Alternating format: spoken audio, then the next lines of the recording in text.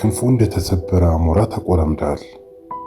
ያገኘውን ሁሉ እንደሚያጋድም አንበሳ ጉልበተኛ የነበርክ ሰውዬ ታዲያ ምን ተመተህ ነው አንገት የደፋው?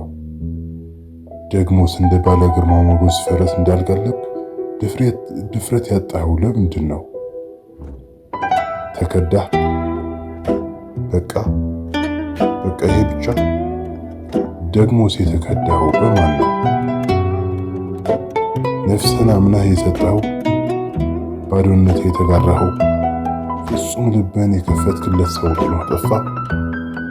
ሌሊትና ቀን ስለ እሱ የምትጨነቅለት በገዛ ልጅህ? ካንተ በላይ ለምታምናትና የህይወት ክፋይ ናት ላልካት ሚስት? ወይስ በትዳር አጋርሽ? ወይስ ካሳደጉህና መጠጊያ ከሆኑ ከወላጅ አባትና እናት? አሊያም የልብ ምስጢርህን አውጥተህ በነገርከው አብረሃው በበላኸውና በጠጣኸው በዚያ በምትወደው ጓደኛ? ወይስ በአቅራቢያህ ባለው ወዳጅ ዘመዶች? ታዲያ ምን አደረግ? እያመመህ ሳቅ? ወይስ ብቻን ጨለማ ውስጥ ተቆልፈህ ዓለም በቃኝ አልክ? ልብህ ተሰባብሮ በሰዎች ላይ ያለህ እምነት ሙሉ በሙሉ ጠፍቶ ከእንግዲህ ማንንም አላምንም ብለህ ራስህን አገለልክ? ይህ የክህደት ህመም ውስጣዊ ሰላምህን ሰርቆ እንቅልፍ አሳጥቶ በቁምህ እያደከመህ እንደሆነ አውቃለሁ። ነገር ግን ቆም ብለህ ሳይንሱ ምን እንደሚል እስከ አብረን እስከ መጨረሻው አብረን ከቆየህ አሁን ካለህበት ስብራትና የተስፋ መቁረጥ ስሜት ተላቀህ አዲስ ማንነት ለመገንባት አዲስ መንገድ ታያለህ። ቪዲዮውን ላይክ፣ ሼር እና ሰብስክራይብ በማድረግ እስከ መጨረሻው አብረን ሳይንሳዊ ትንታኔ። ክህደት ለምን እንዲህ አጥንት ድረስ ዘልቆ ያምራል? ሳይንሱ ለዚህ ግልጽ ምላሽ ይሰጣል። በነርቭ ሳይንስ ወይም ደግሞ ኒውሮ ሳይንስ ጥናት መሰረት በምንወደው ሰው ስንከዳ አእምሯችን ውስጥ የሚነቃው ክፍል አንቴሪዮር ሲንጉሌት ኮርቴክስ ይባላል። ይህ አስደናቂው የአእምሮ ክፍል አንድ ሰው በቢላዋ ሲጎዳ ወይም ከባድ አካላዊ አደጋ ሲደርስበት አመመኝ የሚለውን መልእክት የሚያስተላልፈው ያው ክፍል ነው። ይህም ማለት አእምሮአችን የክህደት ስሜታዊ ህመም ልክ እንደ አካላዊ ቁስል አድርጎ ነው የሚቆጥረው። ክህደት ዝም ብሎ ስሜት አይደለም፣ መደበኛ ቁስል ነው።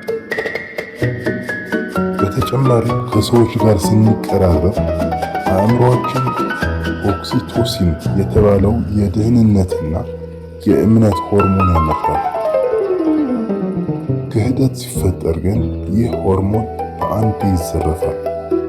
ቦታውንም ኮርቲሶል የተባለ ጭንቀት ሆርሞን ይወርሰዋል። ለዚህ ነው ክህደት ሲገጥመን የምግብ ፍላጎት የምናጣው፣ ልባችን የሚደነግጠውና እንቅልፍ እምቢ የሚለን። ታዲያ ሳይንሳዊ መፍትሄው ምንድን ነው?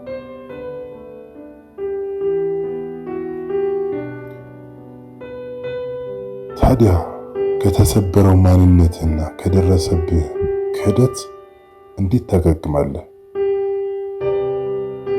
ሳይንሱ 3 ወሳኝ መፍትሄዎችን ያስቀምጣል።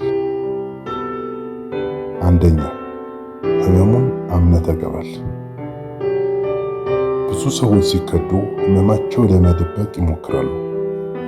ምንም አልሆንኩም ብለው በሐሰት ይስቃሉ።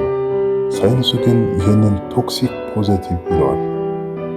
ህመምን መደበቅ በሰውነት ውስጥ የጭንቀት ሆርሞን እንዲጠራቀም ያደርጋል። ስለዚህ እወቅ፣ ማልቀስ፣ ማዘን፣ ማመሙ ጥንካሬ እንጂ ድክመት አይደለም። ስለዚህ እንባህን ከመጣ እስኪወጣልህ ድረስ እንባህን አፍስሰው።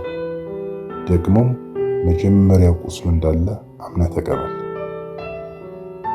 ሁለተኛ፣ የክህደት አይነ ስውርነት አስወግድ።